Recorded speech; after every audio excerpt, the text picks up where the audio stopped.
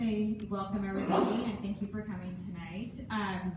This meeting usually happens in February, but we moved it to March this year, and one of the main reasons we have it is to transition the board. I'm Shiloh Frischel, and my husband's Nick. He could not be here tonight. He's running our kids around, making sure they get where they need to be. But we are actually going off of the board, so this is our last official thing that we do for SFA.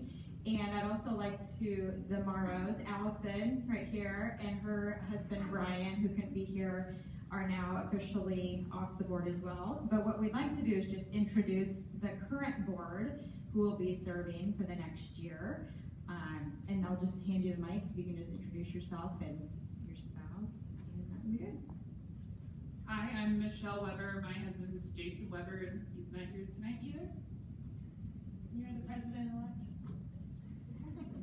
I'm Kristen, and this is Nick Struck, and we are your treasurer next year.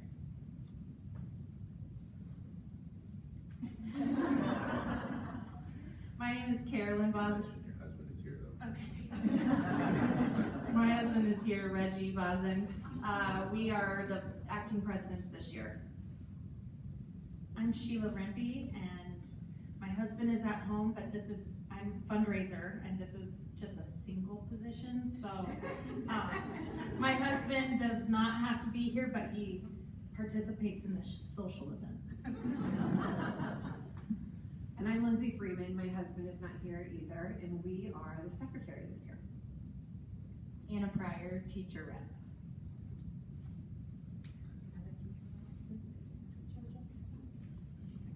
Yeah, their teacher rep is Georgia Blumenstock. So, yeah, well, we appreciate your support. The parents are very important and help support the fundraising we do and the participation in the events. So we just want to say thank you for always helping and supporting the organization. And with that, I'll hand it off to Sister. Thank you very much. And I'd like to encourage a second round of applause for Shiloh and Nick Frischel for what an awesome job that they've done with our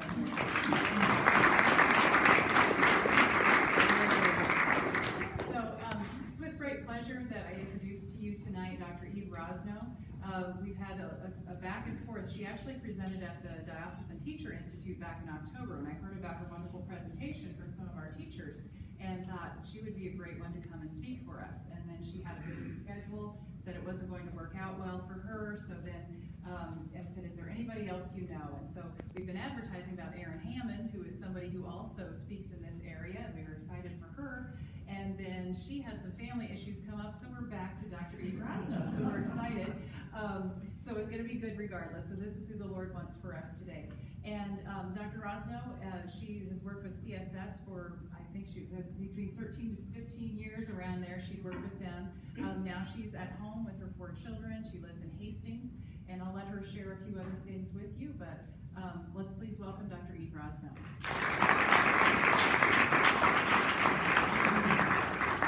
I don't know which one of you here is really supposed to hear from me today, but things moved in the world so that I could be here. So something's going on. So maybe it's you. I don't know. Like she said, my name is Eve Rosno. I have a doctorate in psychology. I used to work for CSS from about 2006 through, I can't remember, 2013. Kids do that. And I worked in Hastings, I worked in Lincoln for a few years, back to Hastings. We've been in Hastings now for 13 years, and our kids go to St. Michael's and St. Cecilia. They're 6, 8, 10, and 13. So I'm excited to be here. So I stepped away from psychology for a few reasons. One, it just worked better for our family for me to be at home. But two, I was sort of moving in a different direction, and I was finding more passion and fulfillment in helping people maybe outside of the realm of psychology, which is got to feel a little heavy and a little, I don't know, just a lot of symptoms and labels and rules and insurance companies, and I just felt like, I don't think that's what I went into psychology to do. And so I've been trying to find a way, how can I do what I love and help more people, serve more more people without the hoops and in a more positive way, like in a more, I don't know, you guys, any of you know Dr. Kathy Benish? So she worked at CSS forever. She was St. Joseph parishioner forever, actually. But I worked with her for many years, and she always used to say two things that have kind of helped lead me where I am now. Number one, she would say we need to give psychology away. And well, when you're in a practice, you can't do that. It doesn't work. You got to pay the bills, right?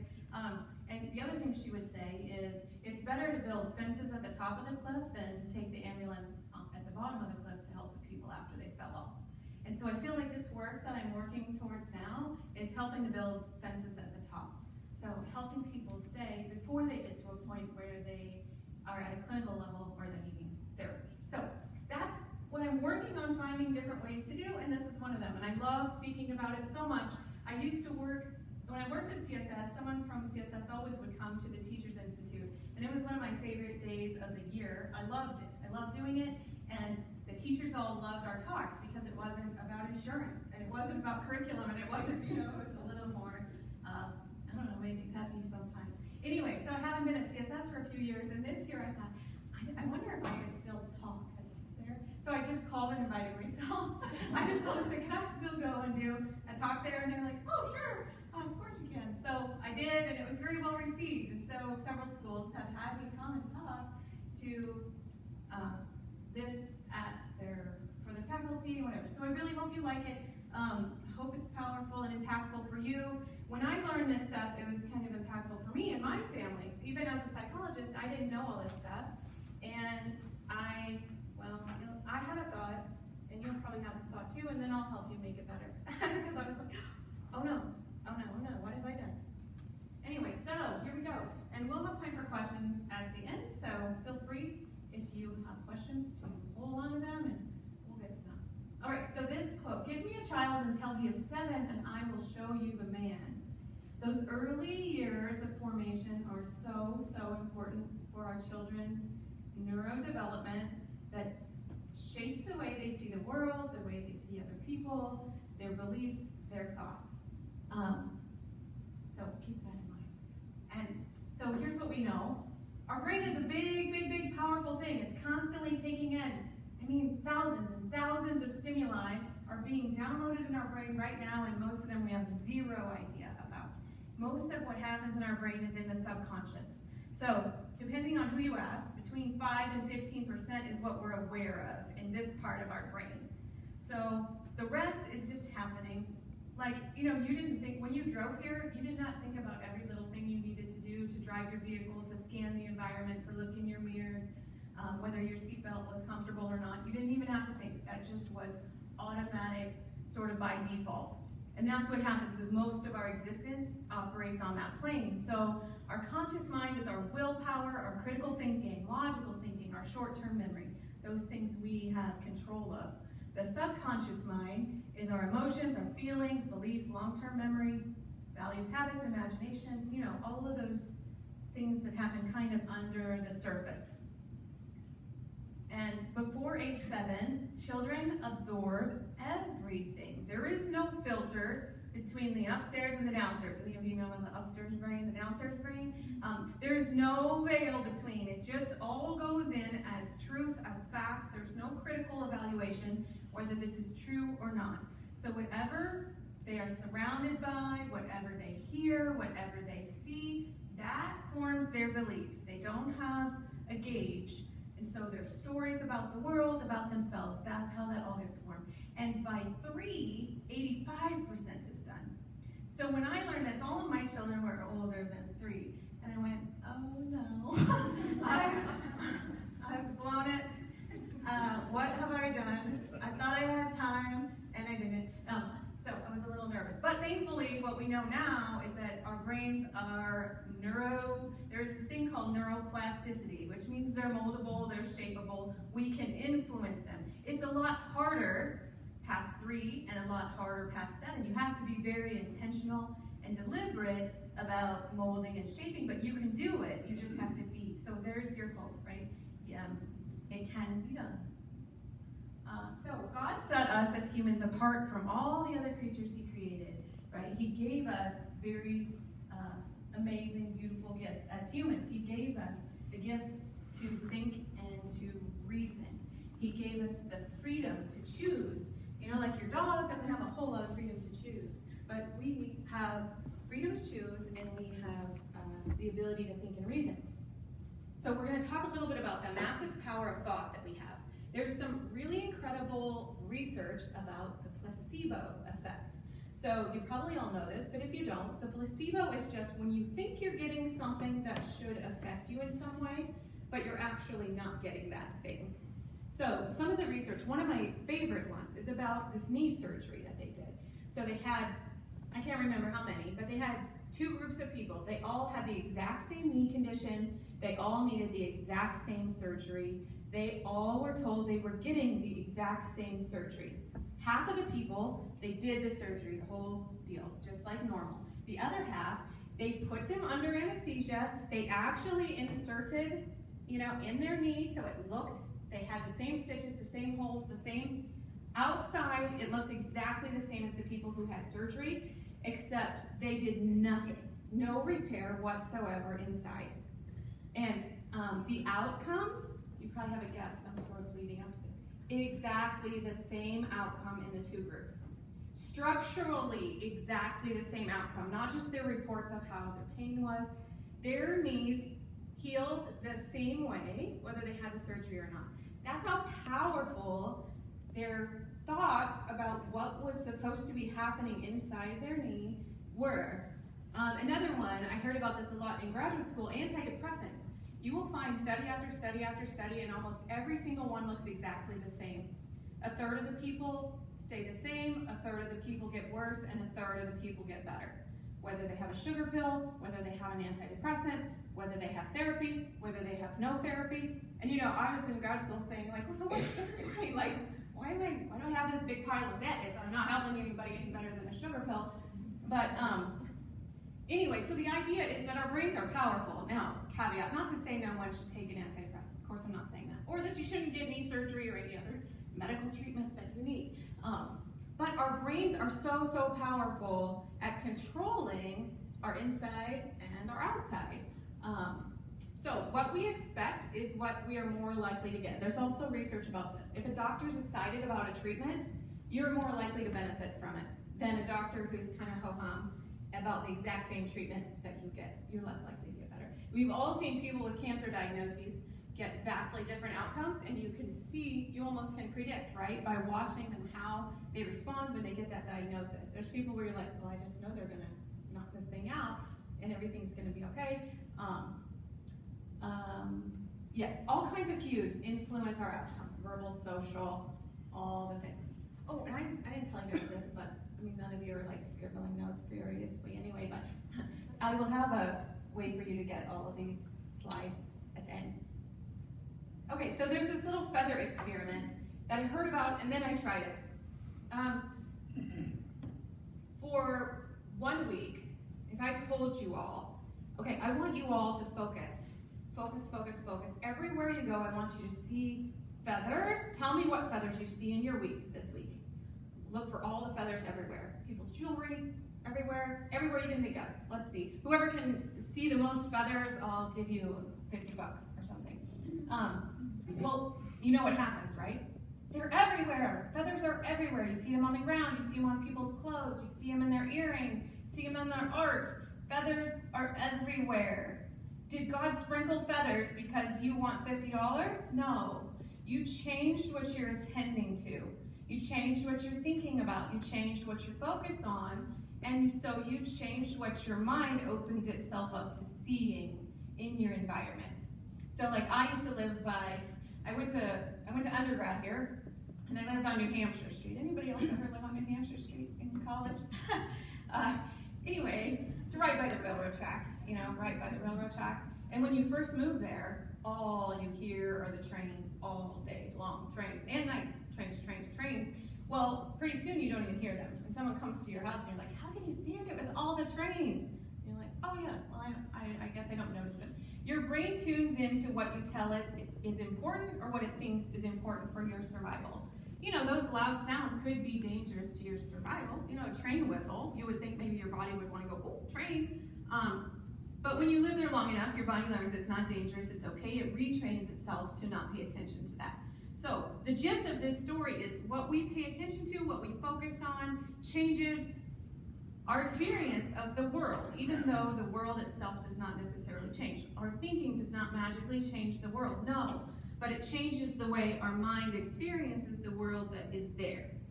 So we can change a lot by changing our thinking. More about thoughts. The National Science Foundation said we have up to 60,000 thoughts a day. At least the women do. You guys might have a lot less. Not because you're not smart, but you know how this works, right? Your wives are like, ding, ding, ding, ding, ding. You're like, I was just thinking about nothing. I don't know how to do that. But 80% of those thoughts were negative. And 95% were exactly the same as yesterday. And half of our memories are wrong. You know, you got siblings, right? You know how this works. I remember that one year for Christmas, and you did this. No, that wasn't me, that was you. But the good news is, I think, when we change and when we grow, this is part of why therapy works. When you change your perspective on something, your memories are different, you know. Anyway. Okay, more about our thoughts. In 2005, again, 85% of what we worry about never happens at all. And 15% that does happen, 80% of those we handle better than we anticipated that we would. So, the moral of this story is from Padre Pio. Pray, hope, and don't worry. Worry is useless. God is merciful and will hear your prayer. So our thoughts are powerful, and why don't we should use them for good and not just be on this hamster wheel in our brain every single day, the same negative thoughts that aren't even going to happen over and over again. And we're modeling for our kids, and we can help them get off of the hamster wheel too. Because how nice would it be, like, you know how we do this. Amazing if you think how amazing it would be if you could help your kids to not have to struggle like that. If we could shift their patterns, it would be wonderful. I'm going to spend time on all this. Let's see. Well, here's what I'm going to tell you. Thomas Aquinas is a very smart man. He talked about the powers of the human person. And this just kind of talks about, so the stuff on the top, the intellect and the will, those are the things that we have that are unique to us as humans. The bottom is memory, so that's everything that's ever happened to us. That's, it's just kind of stored, like our rules, our, all the things are there. That's sort of our, so here's the way I think about it. Well, then I'll tell you, our passions are like your urges, your desires, your feelings, your emotions. So when you think about it like driving, the intellect is like our headlights. It's the light that shines on truth. It helps us know truth and goodness. The will is the actions. That's like having power steering. It's easier when we're well ordered. It's easier to do the good, to turn the car, to do what we want it to do, to stay on the road. The passions are like the gas pedal. So like a cruise control, ideally we want some moderation. We want a happy medium there. We don't want too much, we don't want too little. And the memory, the senses, I think of it sort of like our map with the landmines, with the construction, whatever. So that's there to kind of keep us safe from being hurt, from being, I don't know, all those little traumas in our life that we're trying to avoid feeling, all the bad feelings we don't want to feel, we're trying to avoid. So we've got like landmines around in our brain and we're not even aware of those, but we avoid them. We avoid sensations that remind us of those. So ideally, like before the fall, before there was sin, this was a perfectly ordered car all the time. Our intellect was perfectly formed. It was steered easily and smoothly, exactly on the path we were supposed to be on, which was moderated perfectly by our desires, which had this delightful map that had no harm and there were no false alarms and everything was great. But then there's sin in the world. He said, Aquinas, we have a problem because with sin, it's in reverse. It's in reverse. Our passions are fueling our world today, all over the place. Our days are driven by our emotions, largely, which then decides our actions, and then we shape our thoughts in accordance with that, and then we create those memories based, like we're we're going backwards a lot today. And we're going to have to. I mean, that's just the nature of living in a sinful world, but we can work on this, okay? We can work on this. So how do we get the intellect and reason back in its rightful place, kind of in that driver's seat? How are we starting with what we know to be true and good and beautiful instead of shaping that from our passions? Well, here's what we can do. We can do 4 different things. I mean, there's more, but 4 categories we're going to talk about today that you can do and you can help your kids do. The first is to ask better questions. The second is to write new scripts. The third is to rehearse desired outcomes. You know, we're really good at rehearsing the worst case scenario. And then close the gate. I grew up in a little town, and you know, you could get all the cows in, but if you didn't close the gate, you're not going to be in a good way, and your dad will get really mad. So we're going to talk a little bit about each of these. So asking better questions. Your mind will do what you tell it to. It doesn't know the difference between what you say and what is real. So, and when you ask your mind questions, it seeks to answer those questions. So instead of saying, saying, this is terrible, what if you said, how can I make this better? Your mind gets to work saying, how can I make this better? And that's when it starts looking for things to do. Instead of, this is so terrible, well, we're just going to mull in the muck. And that's not helpful. So when you ask your mind better questions, how did I get so blessed that these kids are so good today? Anticipate what you want. Someone actually, after I talked to the teachers, they messaged me and they said, I don't know what it was, but I started telling my class, I am so blessed. You guys are so good at math this year. I just don't know how you guys are doing so good at math. Like, you're just blowing me away. I'm so blessed. And their math scores are higher than when she started. Like, they actually got better at math. And, you know, there's nothing magical about it. Some people use these ideas like they've got some power. That's not it at all. It's expectation, and you change your behavior based on expectation. Will this matter next week, next month, next year? That's a good worry interrupter, because usually the answer is no. Is this way of thinking helping me? Can I control this situation? If you don't have any control over any of the outcome, then why are you wasting your worry on it? Just stop. Is there any positive way to look at this? What can I learn from this? A new word that I learned recently called a blessin'. When something goes wrong, look for the blessing in the lesson. God would not allow something bad if there wasn't the capacity for something good, even better than the bad that happened. So look for it, anticipate it. Thank you, God, for this opportunity, because I know you're about to bless me in a big way. Can you imagine if your kids, when they were frustrated, thought like that? Instead of like, no, I'm never going to get it. I hate this. Why do we have to do this? That's how my kids talk. Maybe yours don't talk like that at St. Joe. I don't know. Okay, writing new scripts. So this is just like what it sounds like. What we tell ourselves becomes the way we are and changes the way we act, the way we engage in the world. So you can say all kinds of things. Anything you want your kid to be, you can have them say. It sounds silly. You guys are all younger than me probably, but you know, did you guys watch Stuart Smalley like when you were little kids in Saturday Night Live? He would say, I'm good enough, I'm smart enough, and doggone it, people like me. In the mirror, like people coach people to do that stuff now, and it actually does make a difference. So say the things that you want to be. Okay, so this book, so I am also, one of the things I'm doing is I'm a coach in something called the Woman's School. Have you guys ever heard of this? So there's a couple who created this program. This woman just was a brilliant personal development person, and she created a program for other women to grow, because we're not taught a lot of skills growing up, because our moms weren't taught them about how to be successful in the world. Like, not even in business, just in being a woman, being a mom, having friendships, all the things.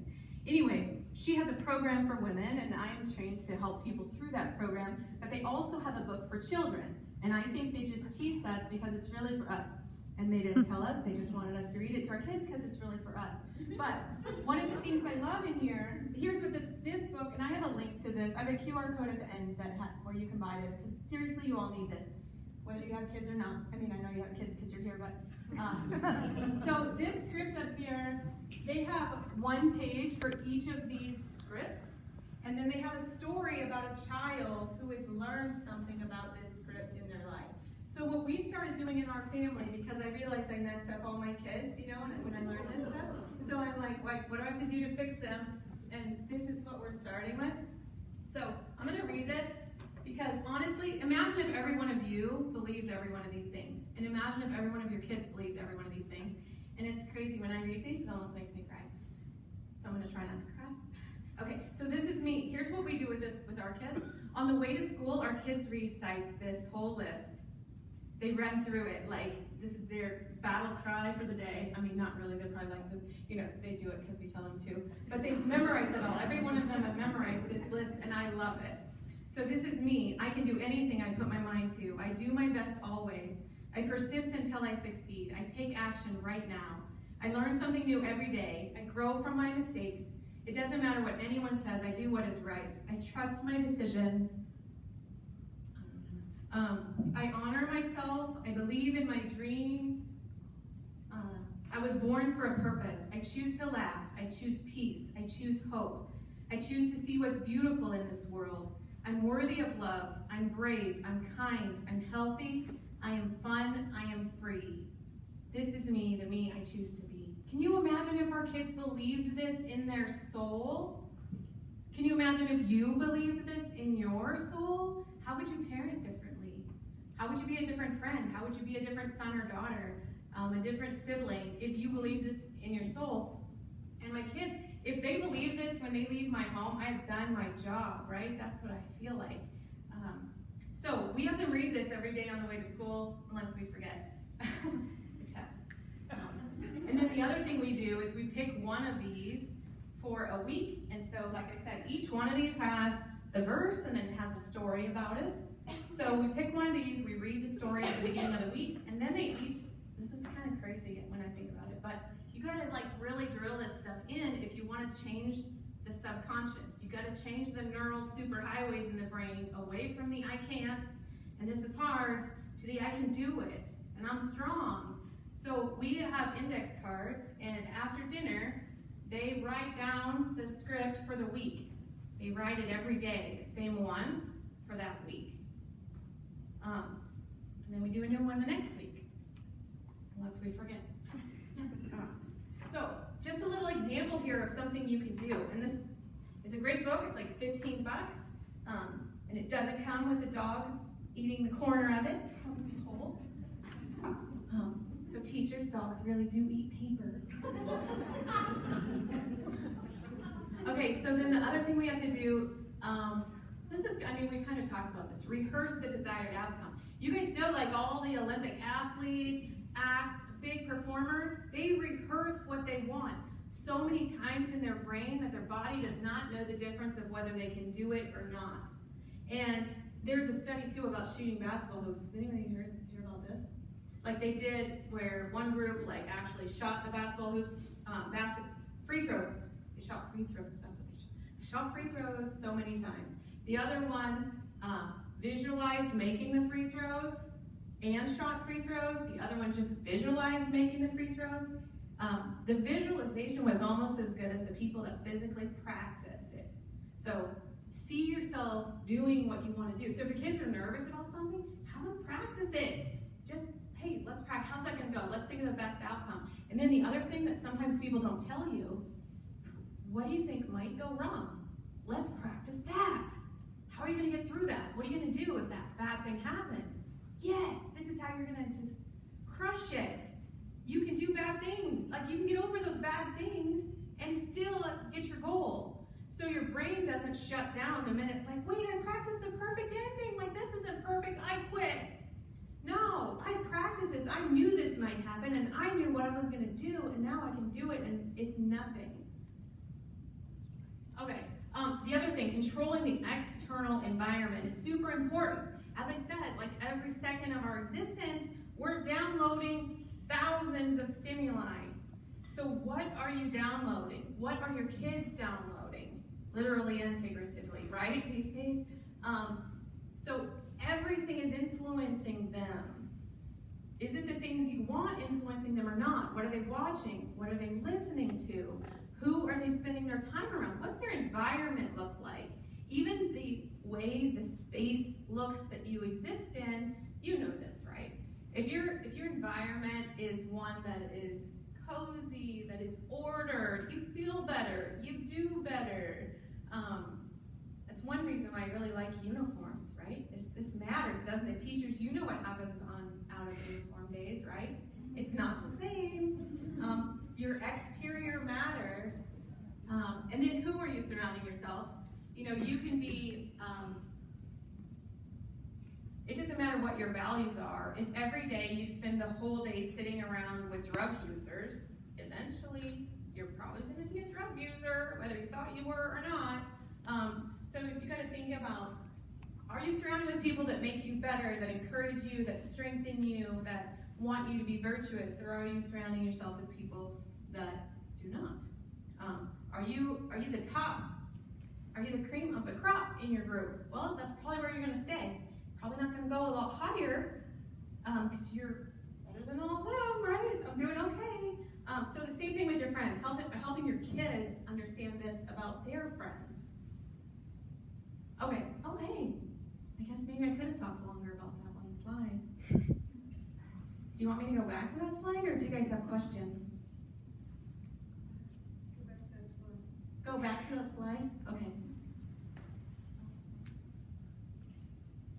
Okay, so, let's see. So, like I was saying, the intellect is our mind, our knowing, and the will is our choosing. And this is the way they are supposed to go. Now, what we can do, this is the way it's going now. But what we can do, so much starts in our thoughts. Ideally, in our world, what happens now, like what we think is usually, okay, so there's a circumstance. The circumstance is neutral. It's just the facts. It just is what is. Any person who looked at that circumstance would describe it the same way. There's no emotion in it. There's no meaning underneath it. It just is the facts. And then we have our thoughts about that circumstance. Our thoughts about that circumstance determine the way the rest of the dominoes are going to fall. So you can have two people, and you know this if you have more than one kid. You can have the exact same situation. Let's say the chore is unloading the dishwasher. And I have two kids. One kid, your chore this week is to unload the dishwasher. Okay. He unloads the dishwasher. He even makes a game out of it. He likes to organize the silverware. The other kid, oh, you would think I told him his job was to build the Empire State Building, right? So same exact situation, but his thought about it, whether this is hard or this is fun, changed the way his feelings, which changed how the situation went. So what we ideally want to do, we want to identify that thought, and we want to flip that thought to be something that's going to help us feel better about the situation, not that's going to help us feel terrible about the situation. So identify the thought, that determines your feelings, which then changes the way you act. So it kind of goes 4, 2, 3, 1.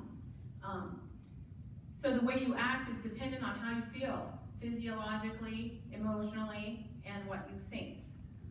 So when you want a different outcome from your kids, you have to say, what could they think in this situation that would lead them to not feel anxious, or to not feel sad, or to not feel angry? How can I encourage them to think that instead of what they're currently thinking? And how can I teach them and show them to say, hey, what do you think about when you think of this situation? You know, if they're a little bit older, you can engage them in this. Well, this is really hard. Okay, what's something different we could think about that might make it easier? I can do hard things. How does it feel? The same situation if you think this is really hard versus I can do hard things. Well, you're more likely to have a better attitude. You're more likely to do the thing you need to do in a more cheerful way. This makes sense?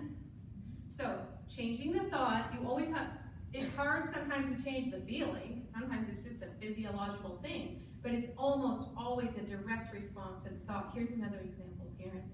Here's me. So like one day, your kid, you're sitting at the table and your kid is like slurping their soup off their spoon. You know that sound? Do you like that sound? I don't like that sound. But anyway, if I'm having a good day and the kid's sitting there doing that, I probably don't even notice, right? It's the exact same thing. The fact is the kid is slurping the soup off the spoon. That does not change. Slurp is neutral. But what I think about it changes dramatically based on how I'm feeling. But I could decide if I get, what happens is we get good at catching the thoughts before the domino goes. So we notice that thought, we catch that thought, and we make a decision, like, is that helpful? You know those questions I told you to ask better questions? Is that helpful or not so helpful? And then, you know, our poor kids, like, they do the same thing one day, and the next day, and one day, it makes their head explode. The other day, we didn't even notice, and they're like, what? And it's like, why'd you get so mad? Well, it's because I thought about it differently, because I was feeling differently, because I wasn't aware of my thoughts enough to catch them and flip them to be more productive. Because it doesn't even matter what the circumstance is. What matters is, what do we want this outcome to be? Because, you know, if you go down that negative cascade, it's self-perpetuating.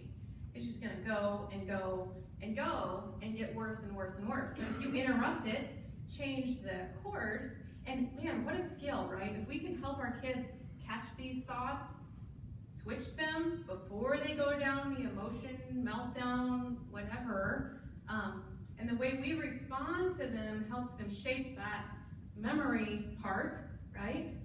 Like, here's one for you. Here's my therapy for you. When I was little, I have 2 older brothers, and I have a twin sister. And my older brothers were very stereotypical older brothers. One of them was the athlete, and one of them was, I don't know, one would like torment us verbally, and one would torment us physically. But we wanted more than anything to be accepted by them and included with them, and we wanted to play with them and all the things. And so they would do something dumb to us and hurt us or something, and we would start crying. And here's the thing, so remember those memories? My sister and I don't really remember which was which. That's why I say we, because we were twins. We were just kind of one. I don't know whether that was you or me. Anyway, so they would do something that would cause us to cry, and the first thing they would say is, no, don't cry. You're tough. Don't cry. You're tough. And we wanted to be tough. Like, we wanted to be included with them. So guess what's buried deep, deep and dark in my subconscious? Do you think I cry, guys? No, I don't cry, because I'm tough. I don't cry. So these are the things where, like, if I can catch my thoughts about something over time, I can shift that to be more adaptive. Of course, in this part of my brain, I know there's nothing wrong with crying. Crying's fine. It's a natural, normal emotion. But I'm sitting there in the sappy movie, and the rest of the place is bawling, and I'm like, I don't know. I guess I'm supposed to cry. Can I do it? You know, like that. So this is the power of this cycle that it has. And sometimes, like, that was kind of a harmless thing. Like, it's not like my brothers were like, I mean, there were other ways they were probably more abusive than that. But, you know, when I remember that, though, I think that was a pivotal thing that really sunk deep for me. And so sometimes it's not even things we're aware of, but if we can watch those things, and we can try to catch before that thing goes over and over so many times that it becomes a negative superhighway, then what a better way they're going to be. Do you have any more questions about this stuff? I'd like some more examples of how you can switch the thinking process with the dishwasher. The dishwasher. Because my kids hate the dishwasher. I also do not care for it myself. That's why it's their job, right? I mean, really, that's why we have kids. We don't have to unload the dishwasher for 20 years of our life. No. No. True. Well, you have to look at what they value. What do those kids value? What do they like? Sometimes you have to put the happy thing at the end so that they associate unloading the dishwasher with the happy thing instead of with just what they don't like. Sometimes if you can make it a game, you play on their passions for competition by saying, I'm going to time you, go. Like, you know, it just kind of depends on your kids and what is their driving thing. What's some other? You guys all probably have some examples of these. How do you get your kids to unload the dishwasher? Mine do it, but you know, it's a little bit of a fight. You can just decide it's fun. Like, you can help them decide it's fun by making it a game, making something good at the end. They get to pick the music that's on while they're unloading the dishwasher, or, you know, an element of control, because sometimes they're not doing it because they don't want someone to tell them what to do. Well, guess what? When you're doing that, you get to pick this. I'll listen to your stupid music. I mean, I'll go in the other room while you listen to your That's the other thing too, like, I actually don't even say that word in my house. So talking about the external environment, we have words that aren't allowed. They're not bad words, but we don't say them in our house. Like, we don't say hate, we don't say stupid, we don't say idiot. Saying three of them in a row, I can feel the energy leaching out of me even, you know, because it makes a difference. The language you use, the way you speak, becomes their internal voice. It becomes their internal voice. Yeah. Did you have a question? Yeah. Have you ever read any of John Roseman's stuff? A little bit. I just like sometimes get confused. So I have a 6-year-old and 2-year-old. My 6-year-old, like, disciplining her is really, she's the kid who's like building the Empire State Building when you ask her to do anything. Yes. And so, and John Roseman's kind of more like the old school disciplining. And I found it works well with her, but then when you're like, I kind of get confused between like wiring the positive thoughts and then like with little kids, like, and you can't get through them with discipline. So some of the old school stuff, like, I get it and I appreciate it. And from a behavioral standpoint, you can teach them discipline in that way. And that's not all bad. And there are times and places for that. But I don't just want to teach my kids to do what they're told. I want to teach my kids to be ordered. I want to teach my kids to manage their mind. I want to teach my kids to choose the good because it's the good, not because I told them to. And so that's the balance, you know. There are times and places where you do need your kids just to be safe.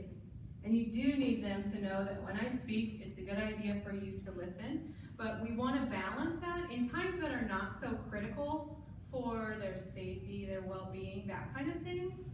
That's when you really want to give them a little bit of wiggle room to figure this stuff out, you know? And you can guide and you can help them. But it's always a balance, and it's a tough balance. Because sometimes we need that external structure of rules, and we need to know that we should follow it. But rules without relationship equals rebellion. So if it's just about the rules, unless they're just that certain kind of kid, what are they going to do when they're 19 at college? The rules have been there all the time. So unless you balance it, but you can balance it all. You can balance it with warmth and relationship so they understand it's not just a rule. Like, I can't even tell, when I was in graduate school, I had a huge faith, whatever. I grew up not very well formed in my faith. And then I went to college and it was kind of like, meh, I don't know. And then I went to graduate school and it was more meh. But anyway, I had this big conversion, and what did it was the theology of the body. And the reason that theology of the body did it for me is because I realized, like a lightning bolt like St. Paul, is that it wasn't just rules. There was something more than just the rules that made it make sense to me. So I'm going way off track from what you talked about, but there's that balance between rules and understanding rules. Sometimes rules need to just be followed just because, and knowing the why, and having that relationship piece that makes the rules make sense more while those kids, because the thing is, you know, it's like you're 25 and before your brain's fully working, and so to some extent you can't expect your kids to get this stuff because their brain just literally physically is not able to do the highest level of reasoning all the time until they're much older. So you do have to have those fences, like I was saying, you do kind of need the fences. So I don't know, that's a long way to say I don't know.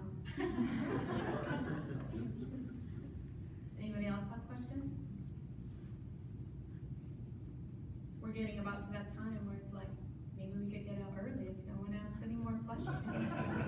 You're giving each other that look, like, don't. Yes? How would you recommend to guide them right now with our Ukraine and Russia? All of the news and so on. We don't turn the news on, honestly. We just don't. We don't let that in their brains. I don't even let it in my brain, frankly. I go and look at something intentionally, and then I stop looking at it. And we don't have a stream of it coming in every day that they see or that we see, frankly, because, so here's what, we can know enough about it that we know what to pray about. And that's about it. I don't know. I mean, other people have different approaches, but I don't want that downloaded, because what can I do about it? And someone told me something really hit me well the other day. He said, people say, don't you want to know what's going on in the world? Like, why don't you watch the news?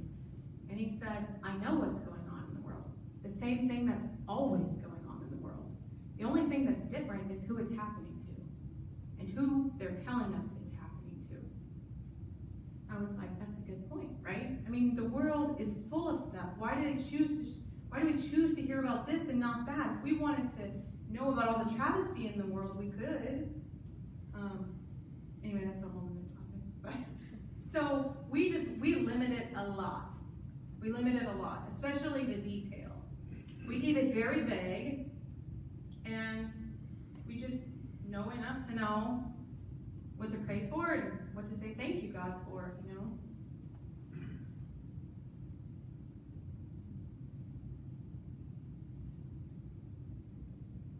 Anybody else?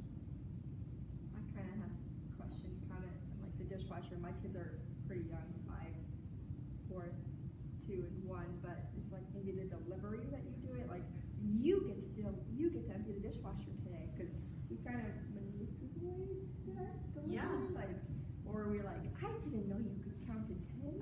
Like, I don't know if that's a way to change that. And the younger they are, the better, because the little kids think it's fun just because it's fun until someone tells them it's not fun, or until they see someone do something else. So it's with that under 3, you got 85% that you got. Come on, parents, put in there what you want in there, because the door's wide open. There's no filter, for better or for worse. Use it for better. Put in there what you want. Yeah, make it fun.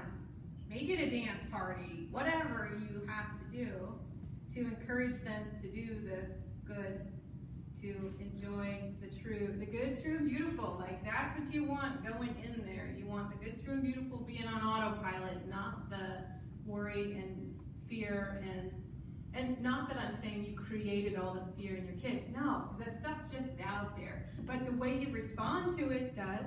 Like, when something that should be scary happens, what do? They look at you. How are you responding? And they decide what to make of this based on you. So if you're freaking out, they're going to freak out and they're going to say this is scary. If you're, well, you see it all the time, like when kids fall down or something, like the way you respond. If you're like, oh, good one, or if you're like, oh my gosh, are you okay? Oh no, let me hug you, let me kiss you. Not, it's bad to hug or kiss. You know what I'm saying here. Your response makes a big difference in how they internalize everything. No pressure, right? It's hard. Yeah? So I've been listening to you and thinking about my influence on my kids, but how do you reshape the thoughts your children have from influences from friends, neighbors, siblings?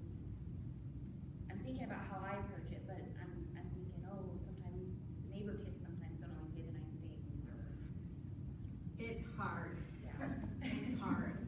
You do your best to surround them with the true, the good, and the beautiful. You know what I mean? You do your best to make sure they're in an environment where they're hearing the good stuff. That's why we all have our kids in Catholic schools, right? And then you work to have a lot of dialogue, and as close as you can in proximity to their interactions with the outside world, the better, before it has a chance to take hold or become something crazy in their brain, because they're little and little brains go crazy places, you know, but so just have some debriefing, you know, like with my kids, you know, every night I try to just spend a few minutes at bedtime just laying by them. We just talk about all the things, and then sometimes all the things come up, you know, and you have a chance then to help them evaluate, flip that script a little bit, like think about choices, you know, you can sort of dialogue and affirm, and you just want to try to keep that door open, because it's really hard for me not to pull out the like shame card, you know, like, oh no, like that, don't do that, like, and then they're like, ooh, okay, I don't want to tell her that anymore, you know. So you got to be a little bit careful about that guidance. Not, you know what I mean. Anybody else? Yeah. I'm wondering, thinking if I was a parent, kind of how do you start? I mean, we've been talking about that, but I also was thinking, you know, like listening to you saying, okay, we do this and we script that every night, and you know, Yeah, you're that's not a going to lot. start with all of that. What would you suggest be some of the smallest, but like some of the first steps toward this? Well, make sure that you notice the good.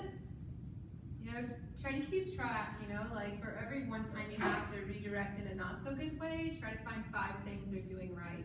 It's the hardest thing in the world, and it shouldn't be, but it is. Because I think Nebraska people, we're like, you deal with your stuff, you know, you don't puff yourself up, you know better than anyone else, like, and so maybe that was just my growing up, but I did not get a lot of praise and appreciation. That was just the norm. Like, if you had to do something extraordinary for that to really be noticed, and so kids get a lot more of our attention when they do the wrong thing, and we need them to know they get a lot more of our attention when they do the right thing, so that is what is valued. They don't differentiate attention, positive from negative. And being ignored is worse than negative. So they'll take the negative, and unfortunately, in my house, I've trained them that that's the most efficient way to get mom's attention. Like doing the right thing, you might have to do it 20 times before I notice it's a pattern and say, wow, thank you, that's really great. And even then I'll be like, wonder why you didn't do it the first 50 times I told you, you know? And then I just erased everything I just did that was good. So little stuff like that. And honestly, this is super powerful. And here's the thing, my kids did not complain about this. Now, they don't say it with like cheerful warrior spirit all the time, but I don't care. Those words are going through their brain and coming out of their mouth. And so it's going to make a difference, whether they know it or not, or feel it or not. And so I like this because it's super easy, and it's a good reminder to us. So just read the story, you know? I don't know. And you can also, you can teach them about the model, like here's the circumstance, here's the thought, here's how you feel, here's what happened, here's how that worked out. And you could say, I wonder if you thought this instead, if you would have felt differently about that. I wonder if you felt that way, if you would have acted differently. I wonder how that would have went. Maybe better, huh? You know, you can just do that. Little kids can understand that too. Or you can, and sometimes it's easier if it's someone else. Read a story, like in your little kids' books you're reading to them. Like you read them a book at bedtime and there's always something in the book. Oh wow, I wonder what they were thinking. I wonder if they thought something different if they're out, it would have went better. Maybe they could have avoided that thing from happening. What would they have thought? What if they would have thought, I can do it? And you know, books kind of do this for us anyway a lot of times, but just help them see that pattern, how much power that thought has in the way things end up. Yeah? Very good question. So I think these are all really good proactive things. What do you recommend, like, in a heated moment where a kid is throwing a huge tantrum? And I have little kids, but just like, any tips for that? Well, you have to make sure that you're operating out of your best thought line and not the feeling line. So if you're feeling, then you have to wait. You just have to wait until you're back thinking in this part of your brain, not the feeling, fight, flight, freeze part of your brain. So yeah, sometimes you have to wait. And I think you can help them identify their feelings in that time. You know, like, you're really mad. So, like, when I figured this out with my kids when they were little, I was like, this is like magic. So they're like tantrum about something absurd.